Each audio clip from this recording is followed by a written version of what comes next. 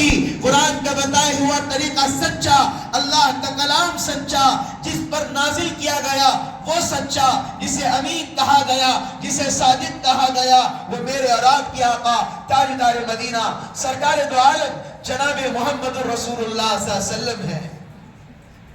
یہ قرآن معمولی چیز نہیں ہے۔ جب اللہ نے کہا اس قرآن کے بوجھ کو کون اٹھائے گا، ہواؤں سے پوچھا، ہواؤں نے انکار کر دیا، پہاڑوں سے پوچھا، ذرا سوچ کر دیکھیے، پہاڑ اتنا مضبوط ہے، ہر چیز کو برداشت کر سکتا ہے، لیکن پہاڑ نے انکار کر دیا۔ اور مخلوقوں سے پوچھا گیا، سب نے انکار کر دیا۔ انسان نے کہا یا اللہ اگر تو چاہے کسی کے دل میں بھی قرآن تو بسا سکتا ہے۔ اس چھوٹے سے دل کے اندر اللہ نے قرآن کی 30 پاروں کو بھی اللہ نے محفوظ کر دیا۔ 6666 آیتیں اللہ نے ہمارے سینوں میں محفوظ کر دیے۔ ذرا ایک بات، ہمارے استاد کی بات مجھے یاد آئی، مجھے کہنے دیجئے، قرآن یاد کرنا آسان نہیں ہے۔ جو قرآن یاد کرتا ہے اسے پوچھئے، قرآن یاد کرنا آسان نہیں ہے۔ قرآن والوں کی قدر کر لیا کرو، جن کے سینوں میں قرآن ہے ان سے ادب سے بات کر لیا کرو، جن کے دل کے اندر خدا کا کلام ہے ان کے ساتھ محبت سے بات چیت کیا کرو۔ ہم خدا کے غلام ہیں، تمہارے غلام نہیں ہیں، ہم اللہ کے غلام ہیں، محمد رسول اللہ کے مہمان رسول ہیں۔ ہمیں کسی کے ہم غلام اللہ نے بنا کر ہمیں دنیا کے اندر نہیں بھیجا۔ سب جس کے دل کے اندر قرآن ہے سب چلاتے ہیں، جس کے سینے میں قرآن نہیں، پیٹ کاٹے تو الف نہیں نکلتا ہے۔ آج حافظ قرآن کو ہاتھ دکھا کر، انگلی دکھا کر بات کرتے ہیں۔ لوگ خواہش کرتے ہیں یا اللہ ہمارے گھر میں حافظ قرآن آ جائے، لوگ خواہش کرتے ہیں۔ جب حافظ قرآن آ جاتا ہے اس کا ادب کرنا بھول جاتے ہیں۔ لوگ خواہش کرتے ہیں کاش ہمارا داماد حافظ قرآن مل جائے، عالم مل جائے، لیکن افسوس کی بات ہے ارادے تو ہوتے ہیں بلند، عزائم تو ہوتے ہیں بلند، لیکن ایک چیز انہیں یہ چیز کر دیتی ہے، شادیوں کے بعد علماء کی قدر کرنا ہی چھوڑ دیتے ہیں۔ آج یہی حالت ہو رہی ہے، آج امت کی حالات دیکھیے۔ عشاء پڑھ کر سب بھاگ گئے، عشاء پڑھ کر سب بھاگ گئے، سب کو مطلب کیا ہے؟ آج کی رات عشاء کی نمازی ہمارے اوپر فرض تھی، لیکن تراویح کی نماز فرض نہیں۔ میرے عزیزو، میں بارہا کہتا ہوں، عید ان لوگوں کے لیے نہیں ہے جو روزے نہ رکھے، عید ان لوگوں کے لیے نہیں ہے جو رمضان میں تراویح نہ پڑھے۔ عید کن لوگوں کے لیے ہے جو رمضان میں تراویح پڑھتے ہیں؟ عید کن لوگوں کے لیے ہے جو رمضان میں کیا کرتے ہیں؟ 5 وقت کی نماز پڑھتے ہیں۔ عید کس کے لیے ہے جو رمضان میں حافظ صاحب کے پیچھے کھڑ کر قرآن پاک مکمل سنتے ہیں؟ عید ان کے لیے ہے۔ اللہ کے رسول جناب محمد رسول اللہ صلی اللہ علیہ وسلم نے ارشاد فرمایا، جو رمضان کی قدر نہ کرے، جو رمضان کی قدر نہ کرے، رمضان کے روزے نہ رکھے، رمضان کے اندر عبادتیں نہ کرے، وہ ہمارے عیدگاہوں کی طرف نہ آئے، وہ ہمارے عیدگاہوں کی طرف نہ آئے۔ یہ میری بات میں نہیں کہہ رہا، یہ میرے خاندان کی بات نہیں کہہ رہا ہوں، یہ اللہ اور اس کے رسول کی بات کہہ رہا ہوں۔ جب اللہ کے رسول جناب محمد رسول اللہ صلی اللہ علیہ وسلم پر جب قرآن نازل ہوا تو حضرت جبرائیل امین نے کہا پڑھیے۔ اللہ کے رسول صلی اللہ علیہ وسلم نے کہا کہ مجھے پڑھنا نہیں آتا، مجھے پڑھنا نہیں آتا۔ آقا صلی اللہ علیہ وسلم اس کو دوبارہ کہنے لگے پڑھو، پھر کہنے لگے مجھے پڑھنا نہیں آتا، اقرا پڑھو۔ 3 دفعہ، چوتھی دفعہ جب کہا تو حضرت جبرائیل امین نے اتنی زور سے دبوچا، اللہ کے رسول کریم صلی اللہ علیہ وسلم کے الفاظ تھے، اتنا زور سے دبایا کہ مجھے ایسا محسوس ہونے لگا کہ میری جان جانے کے قریب ہو گئی۔ علم آسانی سے نہیں آتا۔ علم کیسے آتا ہے؟ آج میں آپ حضرات کو بتاؤں گا۔ ایک حافظ قرآن ہمیں کیا دکھتا ہے؟ مدرسے میں پڑھ رہے ہیں، مدرسے میں بیٹھ کر قرآن یاد کر رہے ہیں۔ ایک حافظ قرآن کیسے ہوتا ہے؟ مچھروں کو برداشت کرنا پڑتا ہے، مکھیوں کو برداشت کرنا پڑتا ہے، گھر جیسے ماحول کو چھوڑنا پڑتا ہے۔ ایک حافظ صاحب جب قرآن پڑھنے کے لیے جاتے ہیں، ایک حافظ صاحب قرآن کی اہمیت کو سیکھنے کے لیے جاتے ہیں، اپنے گھر کی شادیوں کو چھوڑنا پڑتا ہے، اپنے خواہشات کو مارنا پڑتا ہے، اپنے لباس کو بدلنا پڑتا ہے، پینٹ شرٹ کو چھوڑنا پڑتا ہے، سنت والے لباس کے اندر آنا پڑتا ہے، اور زبان سے جھوٹ کو ختم کرنا پڑتا ہے، تبھی جا کر قرآن حفظ یاد ہوگا۔ آج اسی حافظ قرآن کی آج ہمارے پاس عزت نہیں ہے۔ محلے کے اندر کئی سارے حفاظ پھرتے ہیں، آج ہماری زبانیں اتنی لمبی ہو گئی، کسی کو بھی دیکھ کر کہتے ہیں یہ حافظ صاحب ہے کیا، یہ مولوی صاحب ہے کیا۔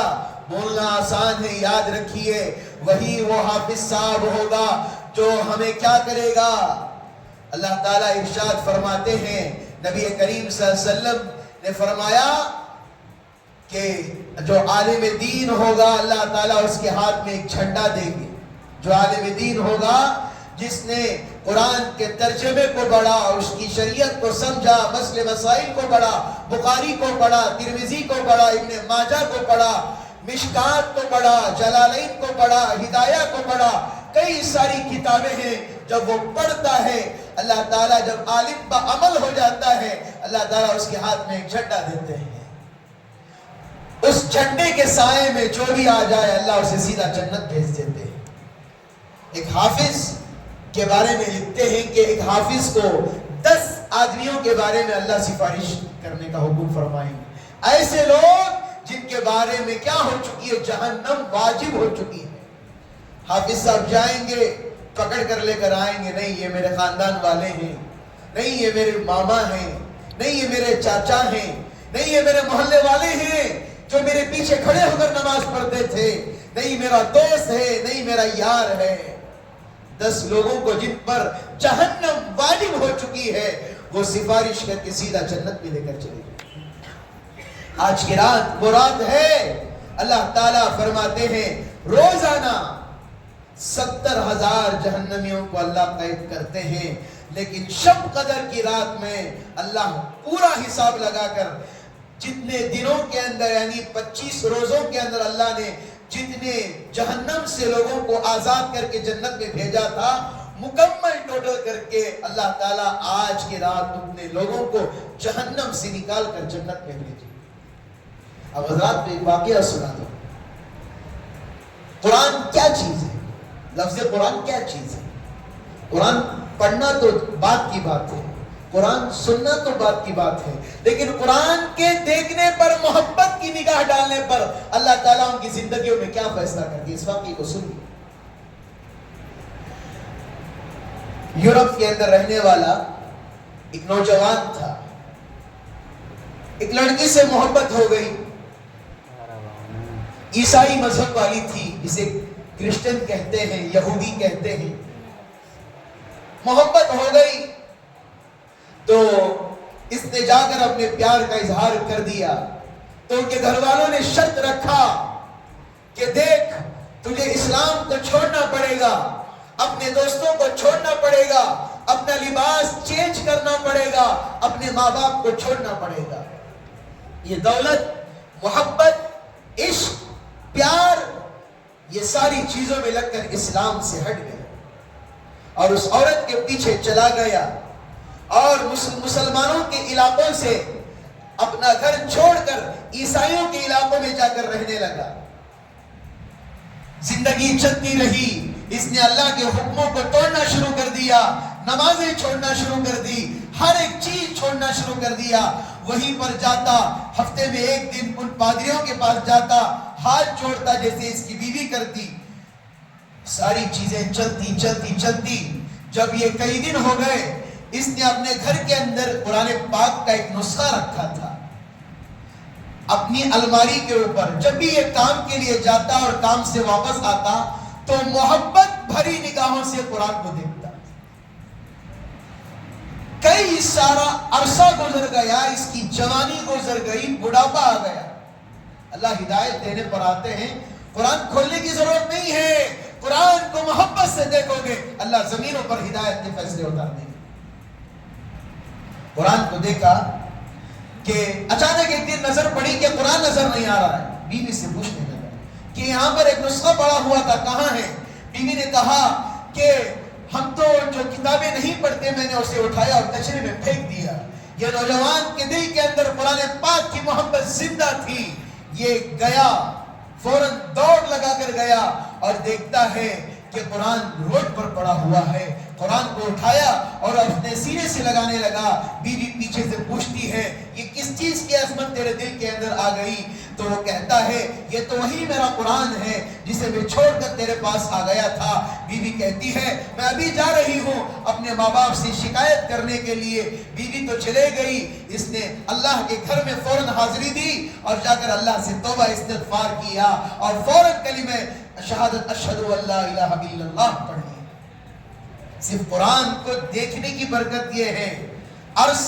40 سال کا عرصہ گزر گیا، زندگی گناہ میں بدل گئی، نمازیں چھوڑ گئی، ہر چیز چھوڑ گئی، لیکن قرآن پر جو نگاہ ڈالتا تھا محبت سے، آخرکار وہی قرآن میں سے پھر دوبارہ اللہ کے گھر میں لے کر آ گیا۔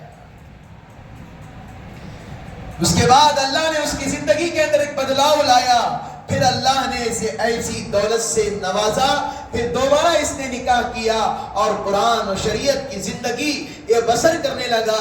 اللہ پھر وہ نورانی چہرہ اللہ نے اسے عطا کر دیا۔ یہ قرآن کی برکت ہے میرے عزیزو۔